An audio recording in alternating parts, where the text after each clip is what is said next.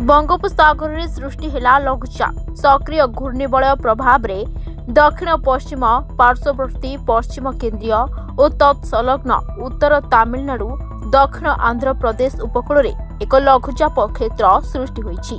एहा सहित जड़ित घूर्णिबल वायुमंडल 5.8 किलोमीटर जय व्यापी। पाणीपाग विभाग पूर्वानुमान करिछि लघुचाप उत्तर पूर्व दिगरे गति करिवो आउ एहा अधिक घनीभूत होई 24 तारिख सकाळे अवपातर रूप नेबो। परवर्ती समय अधिक घनीभूत होई उत्तर पूर्व दिगरे गति करिपारे।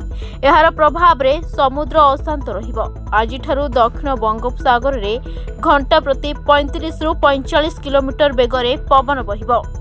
24 तारिख सकाळ बेलकु पवन बेग समुद्र रे अधिक रहिबो आउ एहाको दृष्टि रे रखी 23 तारिख रु केन्द्रीय और 24 रु उत्तर बंगोपसागर मध्यकु जीवाकु मत्स्यजीवी को बारण करा जायछि।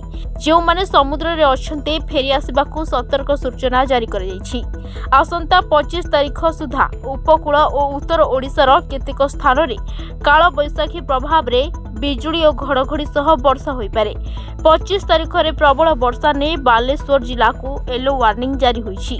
सेहिपरि 24 तारिख रे जगतसिंहपुर एवं केन्द्रापड़ा रे प्रबल अति प्रबल वर्षा एवं 6 जिले में प्रबल वर्षा नहीं येलो वार्निंग जारी होईछि।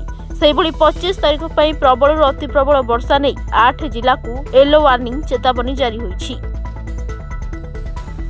Bureau report Dinalipi live.